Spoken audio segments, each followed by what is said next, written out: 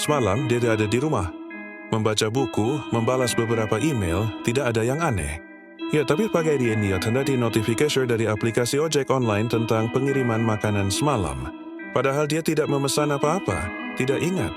Itu agak ada buktinya. Kemudian dia membuka detail pesanan itu dan melihat foto bukti pengiriman. Nah, itu tangannya membuka pintu dari dalam. Jadi siapa yang sebenarnya menerima pesanan itu?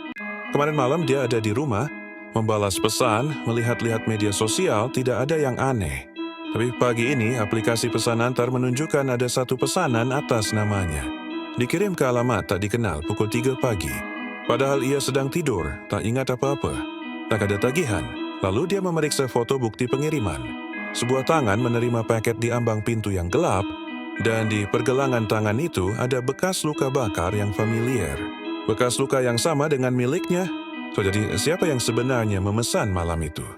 Kemarin malam dia ada di rumah, membaca buku, membalas pesan dari teman-temannya, tidak ada yang aneh. Tapi pagi ini aplikasi ojek online-nya menunjukkan ada pesanan makanan ke sebuah pemakaman umum. Dia tidak pernah ke sana. Yang tidak memesan, dia membayar diri. Lalu dia melihat catatan untuk pengemudi. Permintaan untuk meletakkan makanan itu di atas sebuah nisan tertentu. Itu adalah makamnya sendiri dengan tanggal kematian hari ini. Semalam dia ada di rumah, mengerjakan tugas kuliah, memesan makanan online, tidak ada yang aneh. Tapi pagi ini asisten suaranya tiba-tiba berbunyi, memutar rekaman dari jam 3 pagi. Padahal dia sudah tidur, tidak ada perintah. Tidak ada pemicu, lalu dia mendengar suara tawa. Tawa yang sangat ia kenal. Itu suaranya sendiri, terdengar dari sudut kamarnya. Jadi seperti yang sebenarnya tertawa malam itu. Semalam dia ada di rumah, mendengarkan rekaman suara ibunya, lagu pengantar tidur masa kecilnya, tidak ada yang aneh. Tetap dia paling doang, dan aplikasi perekamnya menampilkan file baru. Dia buat jam 3 dini hari, dia tidak ingat apa-apa. Lalu dia menekan tombol putar.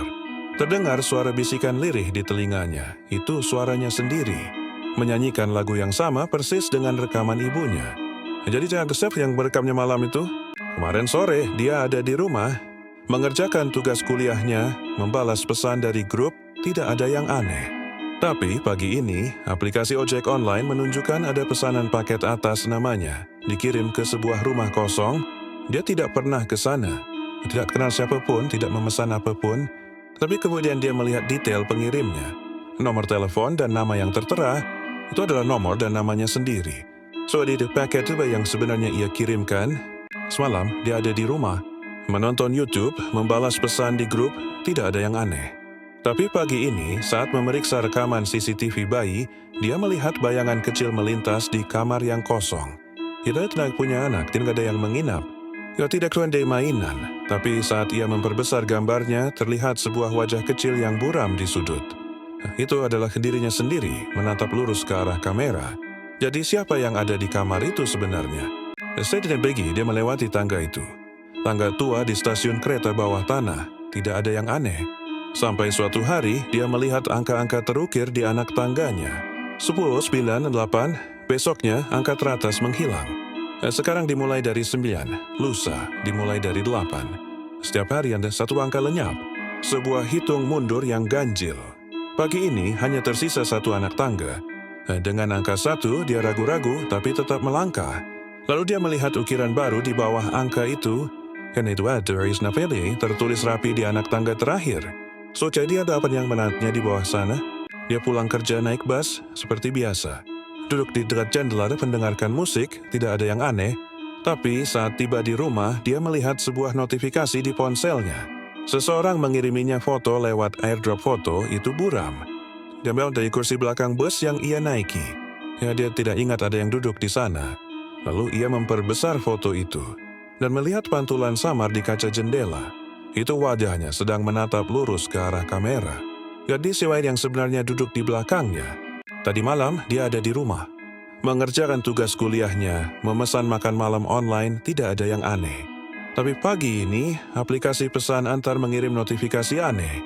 Ada satu pesanan atas namanya dikirim ke sebuah patung taman di pusat kota. Dia tidak pernah ke sana. Dia nak ada bukti pembayaran. Lalu dia membuka foto bukti pengiriman dan melihat sesuatu yang ganjil pada patung itu. Senyumnya baru, sama persis seperti miliknya. Jadi Mei, di mana sebenarnya dia tadi malam?